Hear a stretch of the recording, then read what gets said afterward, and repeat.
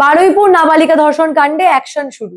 ইতিমধ্যেই কলকাতার ডিজি সিদ্ধিনাথ গুপ্ত তিনি ঘটনাস্থলে পৌঁছে গেছেন এবং তার সঙ্গে 10 জনের প্রতিনিধি দল গেছে এবং যেটা ঘটনাস্থল সেখানে তারা খতিয়ে দেখছেন, পুরো বিষয়টা তদন্ত করে দেখছেন। অন্যদিকে আর কিছুক্ষণের মধ্যে মুখ্যমন্ত্রী শুভেন্দু অধিকারী তিনিও কিন্তু এই বারুইপুর এসপি অফিস তার যাওয়ার কথা। এবং অন্যদিকে আজকে সকাল থেকে যে ছবি বারে বারে উঠে আসছে, কোথাও গিয়ে পরিবারকে আশ্বাস দেওয়ার জন্য বা তাদের পাশে থাকার জন্য একদিকে যখন একেবারে পুরমন্ত্রী অগ্নিমিত্রা পাল এবং বিজেপি নেত্রী লকেট চট্টোপাধ্যায় চলে গেছে, অন্যদিকে আজকে খোঁজ যাচ্ছেন মুখ্যমন্ত্রী শুভেন্দু অধিকারী।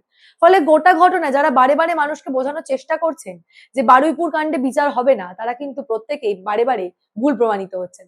একেবারে মুখ্যমন্ত্রী খোদ বুঝিয়ে দিচ্ছেন যে বারুইপুর কাণ্ডে যে কোনো ভাবে বিচার হবে, যার জন্য তিনি নিজেই আজকে বারুইপুর এসপি অফিস যাচ্ছেন।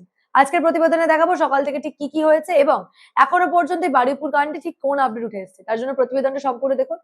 নমস্কার, আমি সানিয়া, দ্য নিউজ বাংলায় আপনাদের সকলকে স্বাগত।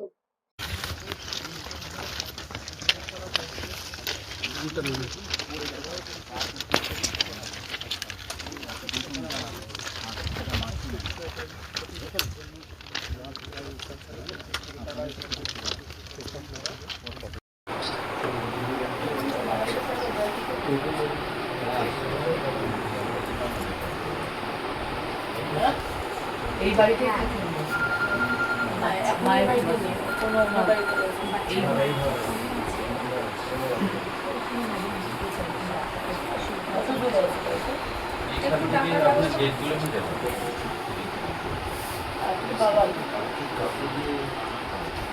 না না না করে করবো আমরা না না আগে বলুক।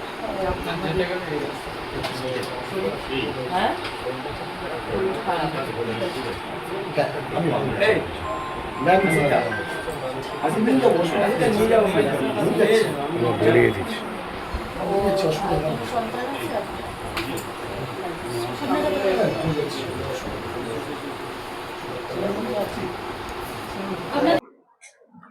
বারুইপুরকে নিয়ে একদিকে যখন বিভিন্নভাবে রাজনীতি করার চেষ্টা হচ্ছে, একদিকে যখন মমতা বন্দ্যোপাধ্যায় বড় মোমবাতি হাতে নেমে পড়ছেন, রীতিমতো এই বারুইপুরের নাবালিকা ধর্ষণের ঘটনাকে একেবারে রাজনৈতিক জীবনে প্রাসঙ্গিক হওয়ার হাতিয়ার হিসেবে ব্যবহার করছেন, ঠিক এমন সময় আমরা দেখতে পাচ্ছি অন্যদিকে বিভিন্ন রাজনৈতিক দলের পক্ষ থেকেও কিন্তু প্রতিনিধি দল এক এক করে বারুইপুরে ঘটনাস্থলে যাচ্ছে।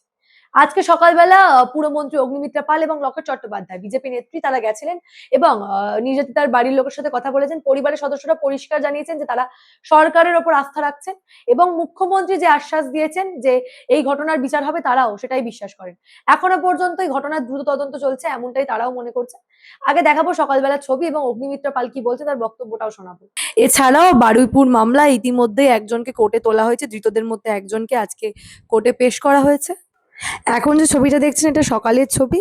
পুরমন্ত্রী অগ্নিমিত্রা পাল এবং লকেট চট্টোপাধ্যায় যখন গেছিলেন ঘটনাস্থলে এবং পরিবারের সঙ্গে সাক্ষাৎ করেছেন তখনকার ছবি।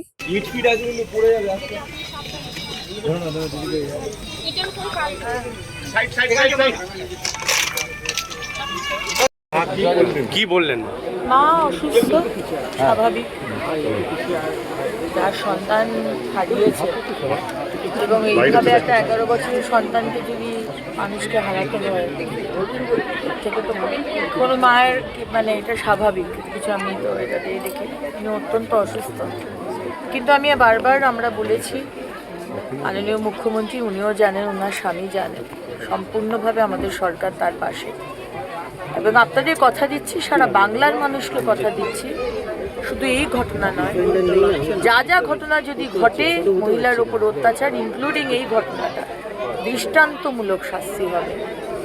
সে একজন আপনারা করুন, 5 জন করুন, এবং যারা যারা ইনভলভ, যদি মাননীয় মুখ্যমন্ত্রী যেটা বলেছেন যদি দেখা যায় যে পুলিশ প্রশাসনে অ্যাকশন নেননি, এর আগেও বহুবার বৈঠকে মাননীয় মুখ্যমন্ত্রী খুব পরিষ্কার ভাষায় বলে দিয়েছেন যে তিনি কিন্তু বরদাস্ত করবেন না। তো তদন্তে যদি কারুর নাম উঠে আসে যে তারা কোঅপারেট করেনি, God help you, God help you, এটাই বলতে পারি।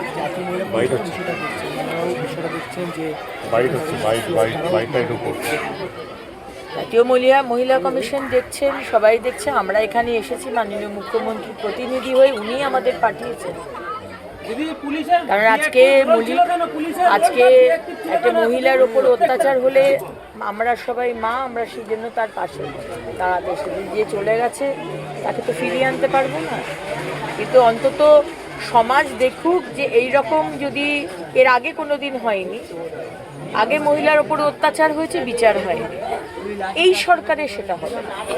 সমাজ দেখবে, আর যারা এই ধরনের দুষ্কৃতি বদমাইশ তারাও দেখবে যে এই ধরনের যদি অত্যাচার করেন, সে 8 বছর হোক আর 80 হোক, কিভাবে শাস্তি আপনাদের দেওয়া হবে। অন্যদিকে প্রথমে যেমনটা বলছিলাম যে যেখানে ঘটনাটা ঘটেছে সেই ঘটনাস্থল খতিয়ে দেখার জন্য বা সম্পূর্ণ তদন্তের জন্য ইতিমধ্যেই কিন্তু কলকাতা পুলিশের ডিজি সিদ্ধিনাথ গুপ্ত সহ 10 জনের প্রতিনিধি দল পৌঁছে গেছেন এবং তারা গোটা জায়গাটা তদন্ত করে এবং খতিয়ে দেখছেন। সেই ছবিটাও একবার দেখাবো। এবং প্রত্যক্ষদর্শী অন্যান্য এই ঘটনার ঘটনার পরে কাউকে পালিয়ে যেতে দেওয়া, এই ধরনের ঘটনা সেই কারণে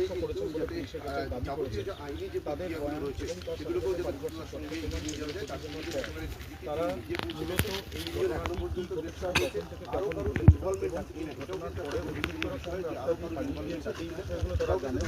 রাষ্ট্রপাত পুনর্নির্মাণ বলা যায় এবং সেটা করেই তারা যেটা করেন তাদের কেস ডায়েরির মাধ্যমে তারা আদালতের কাছে জানান যে এই মর্মেই 3 জনকে গ্রেফতার করা হয়েছে। এই তদন্ত যতবার এগিয়ে আসবে। একদিকে যখন মুখ্যমন্ত্রীর কথায় আশ্বস্ত হয়েছিলেন পরিবারের সদস্যরা, ঠিক সেই মোতাবেক আজকে কিন্তু গোটা বিষয়টাকে মুখ্যমন্ত্রীও যে গুরুত্ব দিচ্ছেন সেই বিষয়টাও পরিষ্কার, এবং গুরুত্ব দিচ্ছেন বলে আর কিছুক্ষণের মধ্যে তিনি বারুইপুর পৌঁছাবেন। বারুইপুর এসপি অফিসার যাওয়ার কথা, এই মুহূর্তে যখন প্রতিবেদনটা করছে তিনি এখনো বারুইপুর যাননি, হয়তো প্রতিবেদনটা আপলোড হওয়া পর্যন্ত মুখ্যমন্ত্রী বারুইপুর পৌঁছেও যাবেন। এবং মুখ্যমন্ত্রী গোটা বিষয়টা নিয়ে অত্যন্ত সিরিয়াস। গতকাল তিনি ক্যাপিটাল পানিশমেন্টের কথা বলেছেন, একেবারে কেউ যে রেহাই পাবে না সেই বার্তা বারে বারে মুখ্যমন্ত্রী দিয়েছেন এবং পরিবারকে আশ্বাস দিয়েছেন। ফলে এখন দেখার বিষয় আগামীতে সত্যি সত্যি তদন্ত কতদূর এগোয় এবং এই নাবালিকা ধর্ষণ ঘটনায় ঠিক কিভাবে বিচার দেওয়া হয়। মুখ্যমন্ত্রী যে আশ্বাস পরিবারকে দিয়েছেন সেই আশ্বাস রাখতে পারেন কিনা সেটাই এখন দেখার। এ বিষয় নিয়ে আপনারা কি ভাবছেন? আপনাদের মূল্যবান এবং গুরুত্বপূর্ণ মতামত আমাকে জানাবেন দ্য নিউজ বাংলা কমেন্ট সেকশনে এবং দেখে থাকুন দ্য নিউজ বাংলা।